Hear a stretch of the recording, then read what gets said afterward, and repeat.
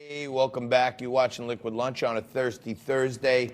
I mentioned a little earlier we were going to cut into Washington for some impeachment coverage during a little bit of a break earlier. We do want to get down there, but there is some breaking news out there right now that Roy Blunt has said he's done the count, and he thinks we have 51. So let us get you some impeachment coverage. We had Brandon Steiner here a little earlier today, giving away a Yogi Berra card, a baseball card, and very fitting that we were giving away a Yogi card because it looks like down in Washington, as soon as the Republicans wrap up their case here, the fat lady is going to sing. And one of our great friends of the show, Pam Bondi, is speaking right now. Let's check in Washington in the Senate and see what's happening with the impeachment trial. And what I can tell you, probably like just about everybody in this chamber, there are probably some conversations that I can't repeat to you about my conversations with my son. So I don't know the answer to your question, Senator, what that exact conversation was. But what I can tell you is this. If we are serious about why we are here, and I have no reason to doubt that we are, if we are serious about seeking the truth, because the truth matters, not just for those who have paid the price in our history to form a more perfect union and protect our democracy, but it's important for our future. And in this case, if we're serious about that, then I can tell you this, that we are serious then about hearing from fact witnesses.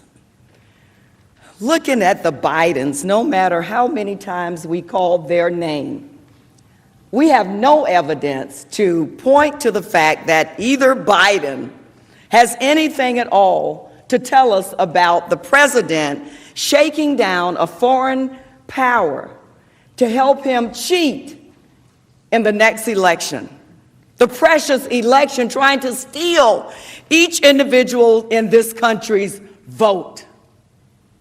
I don't believe either Biden has any information about that, but let me tell you who I think does. Maybe we should call Ambassador Bolton. If we're serious about the truth, maybe we should call him because we have a good idea about what he might say. Or what about Mr. Mulvaney, who had day-to-day contact with the principal in our investigation, the President of the United States? That's not good enough? Well, what about, the question was asked about when did we know? Or when did the President first put the hold on? Well, we do have reports that say on June 19th of 2019, Mr. Blair personally instructed the director of OMB to hold up security assistance from Ukraine over a month before the infamous July 25th call. So, thank you, Mrs. Manager. Thank you, Mr. Chief Justice. Mr. Chief Justice, I send a question. The Senator from Nevada. I send a question to the desk. Thank you.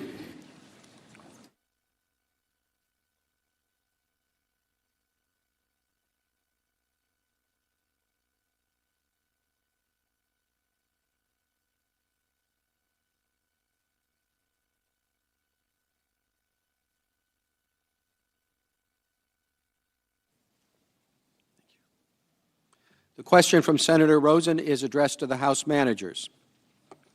Over the course of your arguments, you have tried to make a case that the President put his personal interests over those of the nation, risking our national security in the process. What precedent do you believe the President's actions set for future presidents?